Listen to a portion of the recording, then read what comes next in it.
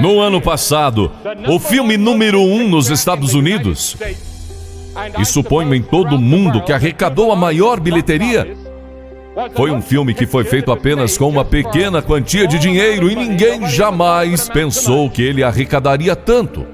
Ele era baseado em uma pequena e simples história, e era chamado de uma história de amor. E uma manchete nos jornais britânicos o chamou de a maior história de amor do século. Mas a maior história de amor de todos os tempos está resumida nestas 25 palavras que alguém já chamou de uma miniatura da Bíblia, o Evangelho em uma casca de nós. Porque Deus amou o mundo de tal maneira que deu o seu Filho unigênito, para que todo aquele que nele crê não pereça, mas tenha a vida eterna. A maior história de amor foi contada por Deus. Você sempre para e pensa sobre Deus? Muitas pessoas estão pensando em Deus hoje, porque vimos que a ciência não tem a resposta para todos os nossos problemas. Nós estamos vendo que a tecnologia não pode resolver todos os nossos problemas. E então milhares de jovens que estão na Europa e na América estão começando a falar sobre Deus.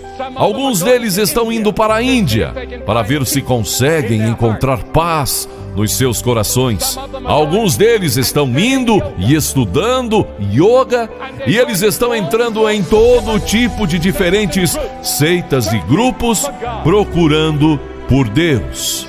Alguns deles estão indo para o deserto e sentando sob as estrelas e olhando as estrelas.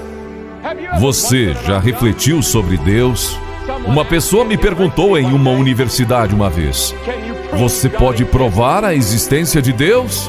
E eu respondi: não, eu não posso colocar Deus em um tubo de ensaio. Eu não posso colocar Deus em um laboratório e dizer: aqui está Deus. Como eu sei que Deus existe? Todas as evidências parecem indicar que Ele existe.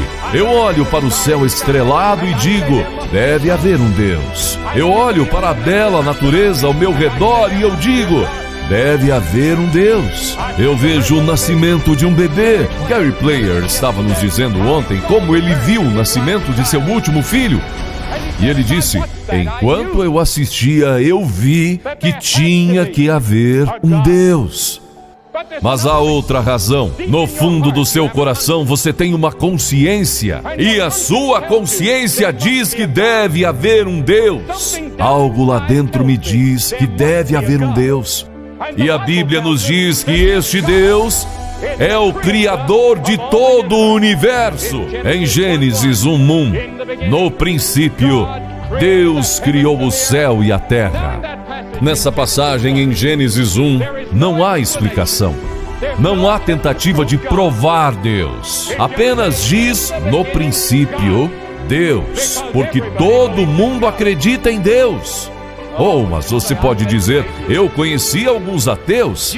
Você conheceu alguns ateus que não tiveram nenhum problema real ainda. Mas você encontra uma pessoa que afirma que é ateia e deixe alguém anunciar que ela tem uma doença terminal. Ela dirá: oh, meu Deus, me ajude. Ou ela entra em uma batalha, ou entra em uma situação difícil. Ela dirá: oh, meu Deus, me ajude.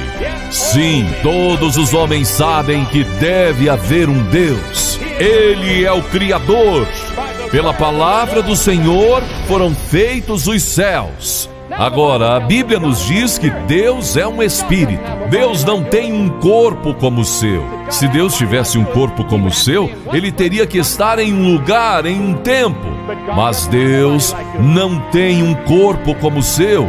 Deus é um espírito. E Deus pode estar na África, Ele pode estar na Ásia, Ele pode estar na Europa, Ele pode estar na América, tudo ao mesmo tempo. Ele pode estar em um planeta, Ele pode estar na Lua ao mesmo tempo. Eu conversei com alguns astronautas que foram para a Lua e eles me disseram que sabiam, enquanto passeavam ao redor da Lua, que devia haver um Deus. Eu conversei com alguns prisioneiros de guerra do Vietnã apenas alguns dias antes desta viagem. Eu conversei com aqueles primeiros prisioneiros que voltaram para os Estados Unidos e eles me disseram que naquelas celas das prisões do Vietnã, por 5 anos, eles sabiam que havia um Deus. Deus é um espírito. A Bíblia nos diz que Deus é imutável, Ele nunca muda. A moda muda, todas as partes da nossa cultura e vida mudam, a tecnologia muda e vastas mudanças estão em andamento em todo o mundo. Mas Deus nunca muda. A Bíblia diz: eu sou o Senhor Deus, eu não mudo. A Bíblia diz que não há mudança nem sombra de variação em Deus. Deus não mudou em milhares de anos. Daqui 10.000 anos, 10.000 eras, Deus será o mesmo. Deus existe de eternidade em eternidade. Deus não muda. Mas a Bíblia também nos ensina que Deus é um Deus de amor, que Deus ama. Fico feliz que isso esteja na Bíblia, de Gênesis a Apocalipse, que Deus é um Deus de amor, de misericórdia e graça. E Deus ama todo mundo. Eu não ligo para quem você é. Ele tem os fios de cabelo da sua cabeça contados. Ele vê o pardal cair. Ele está interessado em você. E Ele ama você. Agora há várias palavras gregas que são traduzidas amor. Eros significa amor sexual. Filha significa amor de amizade, o amor que eu teria por um amigo. Mas quando os escritores do Novo Testamento estavam tentando encontrar uma palavra que descreveria o amor de Deus, eles inventaram uma nova palavra: ágape. O amor divino, o amor que não podemos conhecer fora de Deus. Não há um amor que você possa pensar nos relacionamentos humanos comparável ao amor que Deus tem por você e que Deus tem por mim. Deus ama você. Você diz: mas Billy, eu não mereço tanto amor. Eu sou um pecador, eu quebrei a lei de Deus, eu falhei com Ele milhares de vezes. Eu sei. Esta é a beleza e a grandeza e a emoção do amor de Deus, que não importa o que você fez, Ele ama você, porque Deus amou o mundo negro, o mundo branco, o mundo amarelo, o mundo vermelho, o mundo rico, o mundo pobre, o mundo não estudado, o mundo estudado, e Ele ama todos nós igualmente. Deus ama você.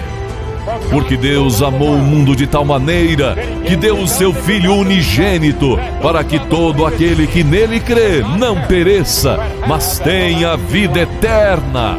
O Evangelho nunca é pregado sem o trabalho e a operação do Espírito Santo. Você vê que tem uma pequena voz que tem falado com você enquanto eu estou falando? Essa é a voz do Espírito de Deus. E Deus tem convencido você do seu pecado, e Deus tem convencido você da sua necessidade de Jesus Cristo. Oh, eu sei que a maioria de vocês devem ser membros da igreja. Quando eu me voltei a Cristo, eu era um membro da igreja. Eu era o presidente da sociedade de jovens da minha igreja. Todo mundo achava que eu era um maravilhoso cristão. Mas no fundo do meu coração, eu não conhecia Jesus Cristo como Senhor e Salvador. Ele deu seu Filho. O que você tem que fazer? Você tem que fazer alguma coisa. O que é? Primeiro, você tem que se arrepender de seus pecados. Jesus disse: arrependam-se. O apóstolo Paulo disse: agora Deus comanda todos os homens de todo o lugar a se arrependerem. Deus o comanda a se arrepender. Você já se arrependeu de seus pecados? Você se lembra do momento em que se arrependeu? Você diz: legal, Billy, o que você realmente quer dizer com se arrepender? Bem, primeiro de tudo, o arrependimento traz consigo a ideia de que você diz: Senhor, eu sinto muito pelo meu pecado. Você já disse isso para Deus? Eu sinto muito? E realmente sentia?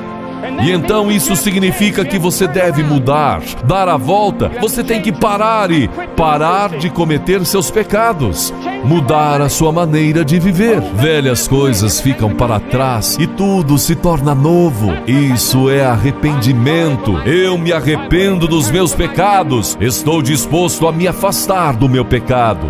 Você já se arrependeu? Jesus disse: a não ser que você se arrependa, você perecerá. E então, seguindo pela fé, você deve receber a Cristo como seu Senhor e Salvador.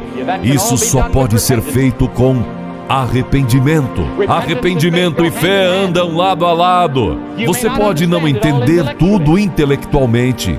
Você não precisa. Você simplesmente vem com a fé de uma criança. A Bíblia diz que pela graça sois salvos por meio da fé. A Bíblia diz que sem a fé é impossível agradar a Deus. Agora, isso não significa que você tenha que jogar fora seu intelecto ou cometer um suicídio intelectual. Oh, não. Há uma lógica para o Evangelho, mas sua mente foi infectada pelo pecado. Então você não pode mais receber coisas espirituais. Então você vem pela fé e as recebe. Então, a terceira coisa, você deve abertamente confessar Ele como seu Senhor e Salvador e Mestre. Todo aquele que me declarar diante das pessoas, também eu o declararei diante de meu Pai que está nos céus.